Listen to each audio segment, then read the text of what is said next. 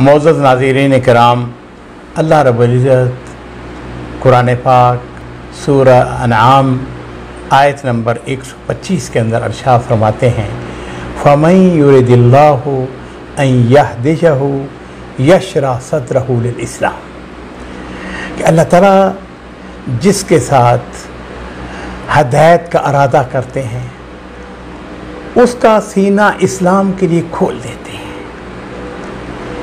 बहुत बड़ी नेमत, बहुत बड़े अल्लाह ताला के इनामात में से एक इनाम ये भी है कि आदमी मुसलमान हो। मैंने कई दफ़ा इस बात के ऊपर गौर व फिक्र किया है। अल्लाह ताला के मेरे ऊपर बेशुमार इनामात हैं, बेशुमार उसकी नेमतें हैं, बेशुमार उसके करम हैं, उसके फजल हैं, लेकिन उनमें सबसे बड़ा अल्लाह के मेरे ऊपर करम क्या है?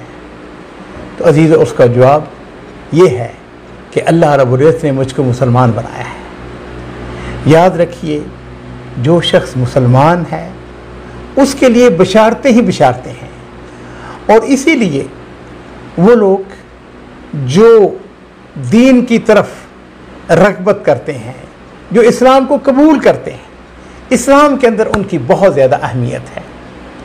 और वो इदारे, वो अफराद, वो शख्सियात, वो उलमाए किराम जो गैर मुस्लिमों को इस्लाम की नेमत, इस्लाम का पैगाम पहुंचाने के लिए तगदो करते हैं, वो बहुत ही मुबारकबाद और बड़े ही खुशकिस्मत लोगों में से हैं।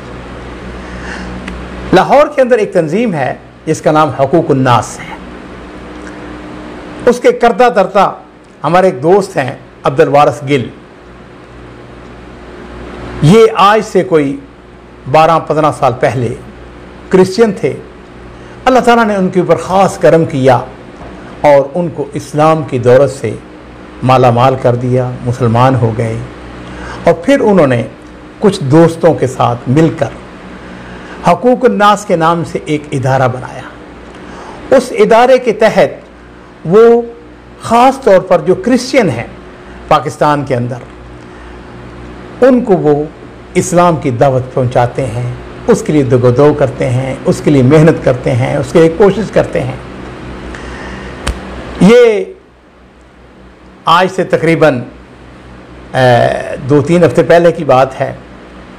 मेरा उनके साथ राब्ता रहता है, क्योंकि मेरी ये खुशकिस्मती है कि मैं ख़ुद भी हकूक़ुन नास का एक मेंबर हूँ, और जो मेरे पास वसाइल, जो थोड़ी बहुत ताकत है, अपने दोस्तों के साथ मिलकर उनकी कोशिशों से, उनके तावन से कुछ न कुछ हम उनके लिए, जो ख़ास तौर पर जो न्यू मुस्लिम हैं, जिन्होंने क्रिश्चियनिटी को छोड़ के इस्लाम को कबूल कर लिया है, मेरे अजीज़ों, मैं आपको ये बताना चाहूँगा, ये मेरी आप सबकी इज्तिमाई ज़िम्मेदारी है कि हम लोगों को इस्लाम की दावत पहुँचाएँ। कितने ही ऐसे लोग हैं जो इसलिए मर गए, काफिर मर गए, कि उनको हमने दीन की दावत नहीं पहुंचाई। मैं अपने उस अमेरिकन दोस्त को कभी नहीं भूला। बड़ी पुरानी बात है, उसने मुझे एक फ़ोन किया, कहने लगा, अब्दुल मालिक, मुझको मुबारकबाद दो, आज मैं तुम्हें खुशखबरी सुनाना चाहता हूँ। 20 साल पहले मैंने इस्लाम कबूल किया था, और उसके बाद मेरी सबसे ज़्यादा कोशिश ख्वाहिश ये थी कि मेरी वालदा मुसलमान हो जाए, इस्लाम कबूल कर ले। आज 20 साल की जदोजहद के बाद अल्लाह का शुक्र है कि मेरी वालदा ने इस्लाम कबूल कर लिया है। अल्हम्दुलिल्लाह सुम्मा अल्हम्दुलिल्लाह, वो जहन्नम की आग से बच गई है। मुझको मुबारकबाद दो। मैंने उससे पूछा, वालिद? उसने कहा, सॉरी मिस्टर मुजाहिद, मेरा वालिद जो है वो कलमा पढ़े बगैर ही वो जहन्नम का ईंधन बन गया, वो गैर मुस्लिम ही फौत हो गया। और फिर ऐसा भी होता है, जो लोग इस्लाम कबूल करते हैं वो एक शिकवा करते हैं मुसलमानों से। और पता है वो शिकवा क्या है? वो कहते हैं, मुसलमानों तुम कहाँ थे?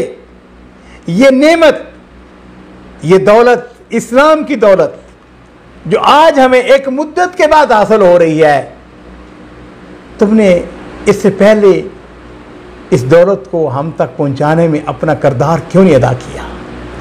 तो मेरे अजीज़ों, अल्लाह रब्बुल इज़्ज़त जो है वो फरमा रहे हैं कि मैं युरिदिल्लाहु अन यहदियहु यशरा सदरहु लिल इस्लाम, कि अल्लाह ताला जिसके साथ इरादा करते हैं उसको हदायत दे, यशरा सदरहु लिल इस्लाम, फिर उसके सीने को इस्लाम के लिए खोल देते हैं। व मैं युरिद अन युदिल्लहु यजअल सदरहु ज़य्यकन हरजन कअन्नमा युसअदु फिस समा, और जिसको अल्लाह ताला चाहते हैं उसको गुमराह करना, तो फिर क्या होता है, उसके सीने को तंग कर देते हैं, गोया कि वो आसमान की तरफ चढ़ रहा है। तो मेरे अजीज़ों, मेरे पास बहुत सारी वाक़यात हैं, बहुत सारी ऐसी स्टोरीज़ हैं जिनके अंदर वो लोग जो गैर मुस्लिम थे, जो क्रिश्चियन थे, जो हिंदू थे, जो सिख थे, जिस तरीके से उन्होंने इस्लाम कबूल किया और इस्लाम कबूल करने के बाद फिर उनका किरदार क्या था, उसके हवाले से इंशाअल्लाह अगर अल्लाह को मंजूर हुआ तो इस सीरीज़ को हम आगे बढ़ाएंगे और आपको ये बताएंगे कि किन नामसाइद हालात के अंदर उन लोगों ने इस्लाम को कबूल किया और फिर उनको कितनी मुश्किलात का, कितनी परेशानियों का सामना करना पड़ा। आखिरी बात, सिर्फ इतनी बात अर्ज़ करना चाहूँगा। अब्दुल वारिस से मेरी बड़ी बातें होती हैं। जब मैं पाकिस्तान जाता हूँ तो मैं उनसे कहता हूँ कि आप जनरल बॉडी का इजलास बुलवा लें, हम बैठते हैं, उससे गुफ्तगू सुनते हैं, मसाइल के ऊपर डिस्कशन होती है।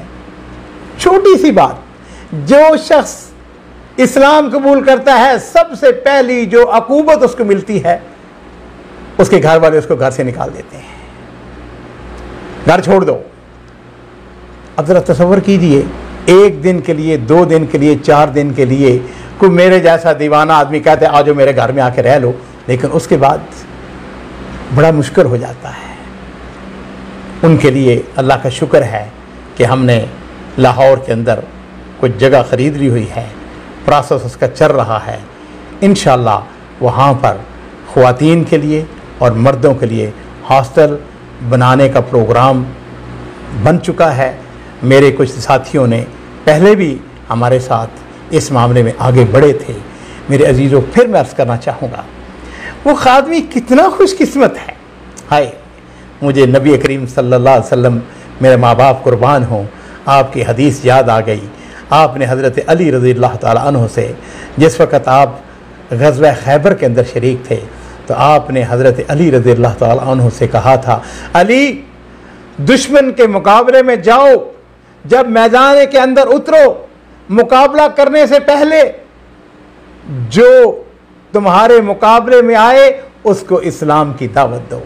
और साथ ही आपने इरशाद फरमाया, लअन यहदियल्लाहु बिका रजुलन वाहिदन, अली अगर तुम्हारी वजह से, तुम्हारी जद्दोजहद के नतीजे में एक शख्स मुसलमान हो जाता है, फरमाया खैरुन लका मिन हुम्र नाम, वो तुम्हारे लिए सुर्ख ऊँटों से ज़्यादा बेहतर है।